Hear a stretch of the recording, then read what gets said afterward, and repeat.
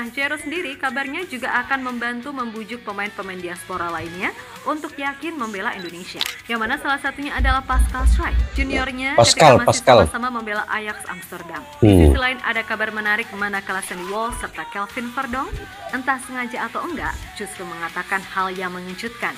Di mana selain berkaitan dengan keturunan, ada pun juga berkaitan dengan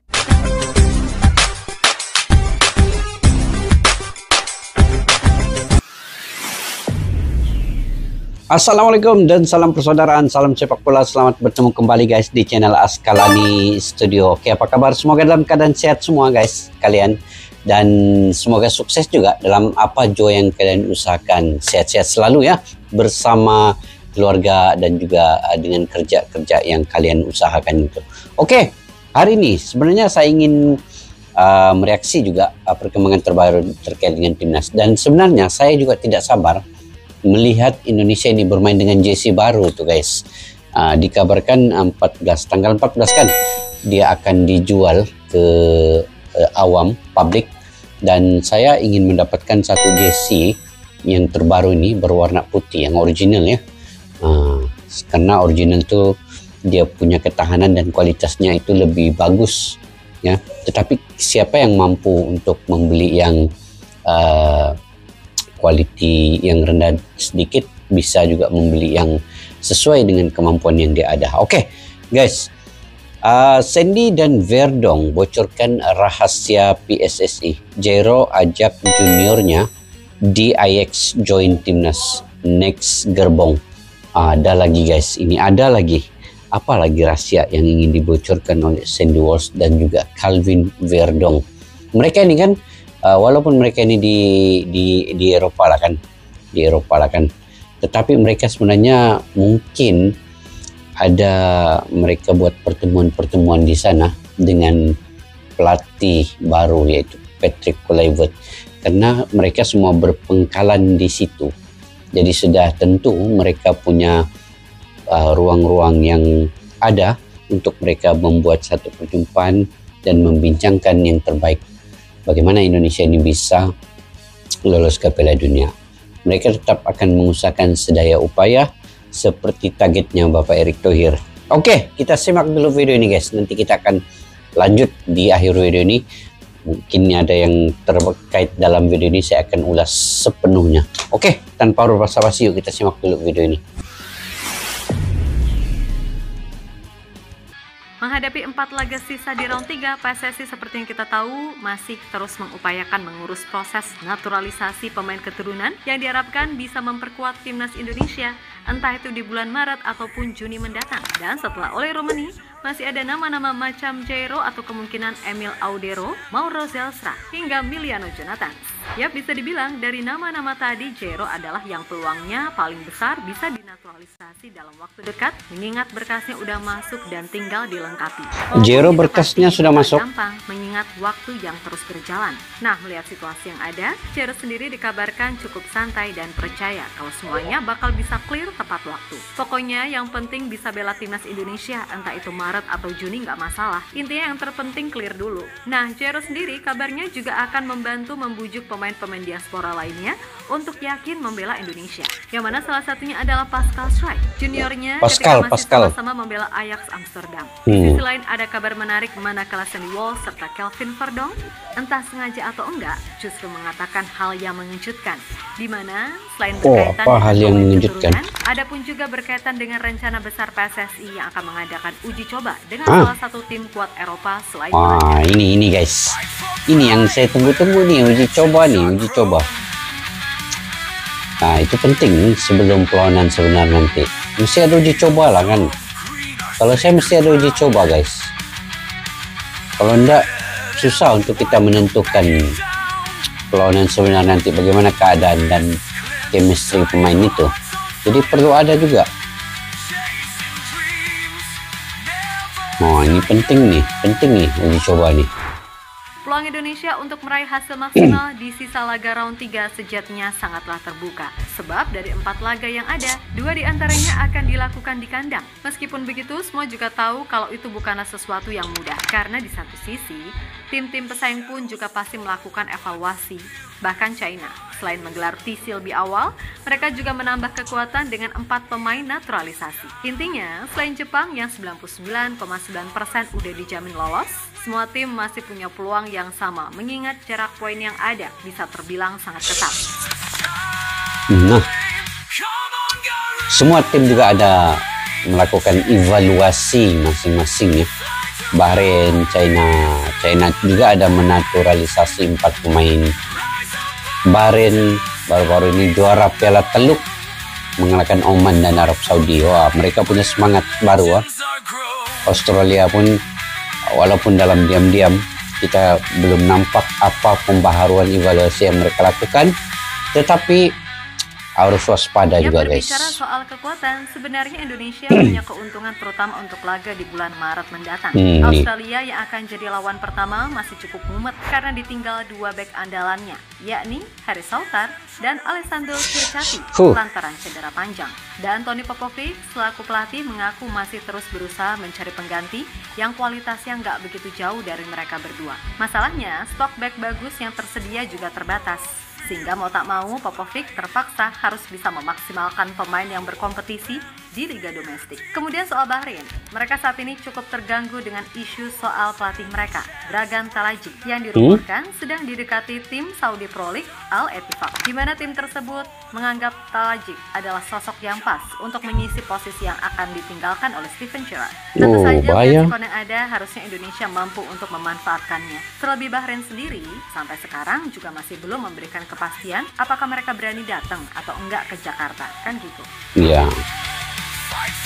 Oke guys, sebenarnya memang keempat timnya yang belum ditantang Indonesia ini, Australia, Jepang, Bahrain dan juga China ini masing-masing buat persiapan yang rapi sekali.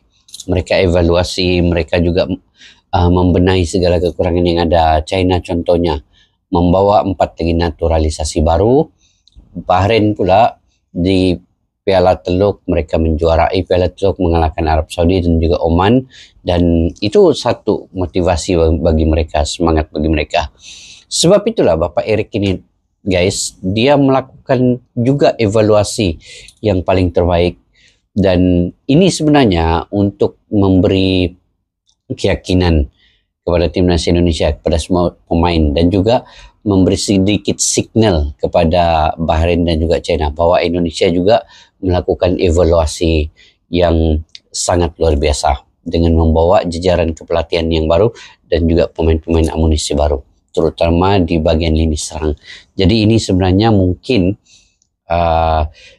cara dan taktikal Indonesia kini tidak dapat ditebak lagi oleh tim-tim seperti China dan juga Bahrain, karena pertukaran dari segi kepelatihan ini akan membuatkan pertukaran taktikal juga. Oke. Ini kita tunggu guys nanti. Tapi saya tidak sabar pula. Kalau Mimin begitu tadi akan ada uji coba itu.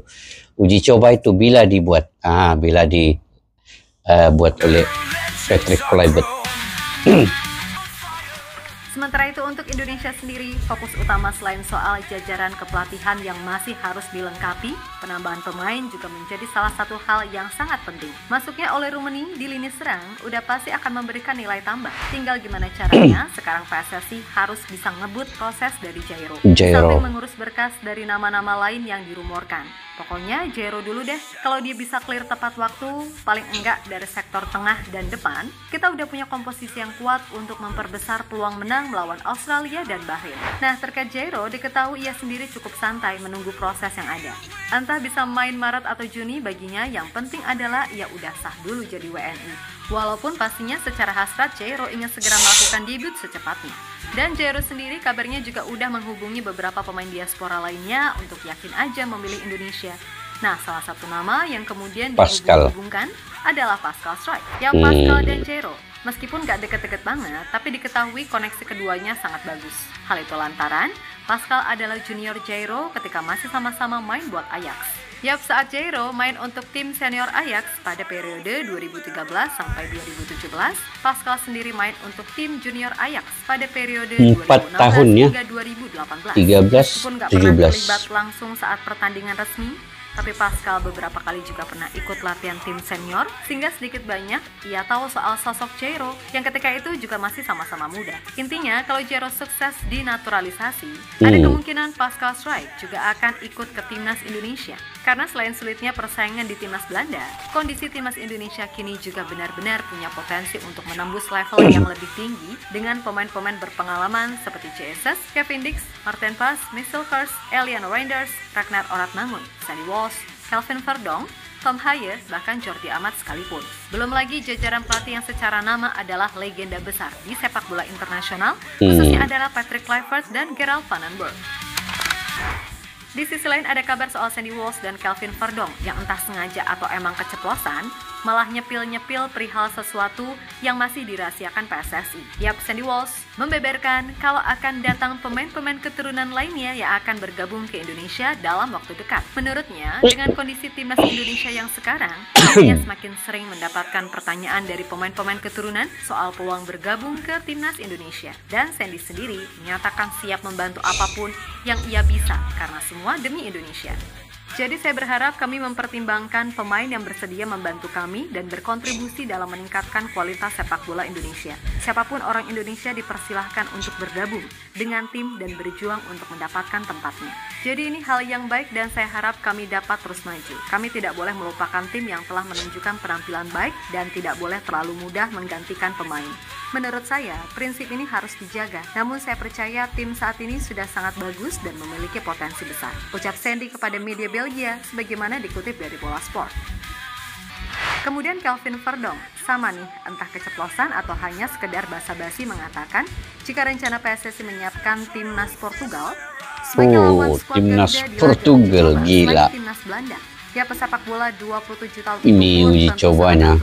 Jika timnas Indonesia mendapatkan kesempatan menghadapi tim kelas dunia seperti Portugal yang diperkuat Cristiano Ronaldo, Bruno Fernandes, Rafael Leão, hingga Ruben Dias. Selain itu, Kelvin juga bermimpi bila nantinya skuad Indonesia ini bisa full tim, maka ia berharap mendapatkan kesempatan untuk uji tanding melawan Belanda. Saya tidak tahu apakah saya mendapatkan izin untuk mengatakannya atau tidak. Namun, yang saya dengar, Indonesia mencoba mendatangkan Portugal. Guys, Portugal. Laga persahabatan menghadapi negara-negara top dunia. Indonesia memiliki orang-orang yang dapat mengatur agar negara-negara top mau datang. Mungkin suatu hari nanti digelar laga antara Indonesia versus Belanda. Kata Verdonk dikutip dari media Belanda, RN7. Mantap lah kalau Ya, gini. berkaca dari apa yang dikatakan Kelvin, jelas itu bukanlah sesuatu yang mustahil. Karena kita tahu kalau Pak Erick Thohir ini adalah jagonya soal lobby-melobi. Apalagi ini juga sesuai dengan janji beliau akan menghadirkan setidaknya satu negara kuat di Indonesia dalam 1 tahun sekali. Meskipun begitu, sayangnya untuk tahun ini janji Erick Thohir itu tidak bisa terrealisasi dalam waktu dekat. Karena emang pastinya jadwalnya sangat padat, baik untuk timnas Indonesia, Portugal, ataupun timnas Belanda. Nah, khusus untuk laga versus Portugal, mungkin itu bisa dipertimbangkan dan dicari jadwal yang benar-benar tersedia. Karena Cristiano Ronaldo ini di 2026, ya kemungkinan besar kita akan melihat timnas Indonesia main melawan Portugal yang tak diperkuat Bang Dodo, mengingat usianya udah 41 tahun. Tapi nggak tahu juga deng, karena si R7 sendiri kayaknya masih kelihatan fit banget dan belum memberitahu kapan ia akan pensiun. Ya mungkin kalau target 1000 golnya udah tercapai, barulah dia akan pensiun kali ya. Cristiano Ronaldo, guys. Indonesia vs Portugal. Tiap terlepas dari apapun, pada akhirnya kita semua hanya tinggal berharap kalau segala rencana yang telah disusun bisa terwujud. Karena suka tak suka, makin kesini emang standarnya makin tinggi. Jadi ya siapapun yang gak bisa ikut standar itu, ya udah wassalam, kan gitu. So sebagai fans, pastilah kita ingin semua yang terbaik. Dan kita semua, mau itu fans STY atau bukan, fans FOMO atau emang militan, pasti semua pengen timnas menang. Kecuali ya, wong-wong gendeng kae yang hobinya bikin huru-hara. Tapi ya udahlah, cuekin aja, atau nggak penting juga. Mendingan sama-sama berdoa dan dukung selalu timnas Indonesia, biar kedepannya bisa terus konsisten tembus level tertinggi. Selain tentunya juga masalah liga dan pembinaan yang juga terus dibenahi. Oke, kita Garuda. Oke guys, perlukah uji coba melawan Portugal sebelum laga yang sebenar lawan Australia dan Bahrain dan China dan juga Jepang? Tapi bagi saya janganlah terlampau uji coba dengan tim seperti Portugal pula, itu kita takut akan ada kecederaan pula di situ. Jadi sekurang-kurangnya perlawanan uji coba itu dengan tim-tim yang sederhana, mungkin dengan kelab-kelab di Eropah ataupun dengan tim-tim yang ada di Asia. Jadi kalau terus dengan tim yang kuat, takut kecederaan kepada pemain-pemain timnas Indonesia pula sebelum laga melawan Australia nanti. Apapun itu adalah kebijaksanaan daripada kepelatihan dan juga pengurusan PSSI. Mereka lebih memahami, kita hanya follow, kita ikut apa saja yang mereka sudah rencanakan, guys. Jadi sekarang ini kita doakan semoga semua perencanaan timnas Indonesia ini akan berjalan dengan baik sekali. Uji coba itu bagi saya perlu untuk melihat kondisi pemain, stamina dan juga strategi, taktikal dan juga individu pemain itu pun perlu mereka tampilkan sebelum perlawanan yang sebenar. Dengan adanya amunisi baru, perlunya ada chemistry yang baik, perlunya juga keserasian di antara mereka itu dapat dibaiki, dibenahi lagi, dan juga kemungkinannya taktikal itu yang paling penting. Strategi bagaimana mengatur serangan-serangan cepat dengan kelajuan, position ball, cara bermain laju itu dapat dibentuk dengan adanya uji coba itu nanti. Penting kan guys uji coba ini. Apapun dalam latihan juga sebenarnya sudah diaturkan segala taktikal itu. Tapi untuk lebih kita yakin, lebih kita optimis kalau kita dapat melihat uji coba itu, bagaimana permainan mereka. Oke guys, mungkin hanya ada tinggal sekarang bulan Februari ya, hanya ada tinggal sebulan lagi untuk persiapan timnas Indonesia ini. Bagaimana menurut pandangan kalian terkait dengan perkara ini? Adakah akan ada lagi kejutan-kejutan? Mungkinkah Ciro Redwell, Pascal Struijk, Mauro Gestra dan lain-lainnya akan gabung dengan timnas Indonesia? Dan sudah cukupkah di bagian lini serang itu dengan adanya hanya Oli Romini, Orat Mangun dan Rafael Struijk? Kita mengharapkan akan ada lagi yang terbaik datang untuk membantu timnas Indonesia ini. Oke, bagaimana menurut pandangan kalian guys? Kalian boleh komentar di ruang kolom di bawah. Sampai kita jumpa lagi ya di video yang akan datang. Assalamualaikum warahmatullahi wabarakatuh. Bye-bye. Askalana Studio untuk kita channel yang bereaksi tentang apapun yang ada di Indonesia, channel YouTube dari Malaysia di Askalani Studio. Jika mau tahu tentang Indonesia, ayo like and subscribe channel kami Askalani Studio. Askalani Studio.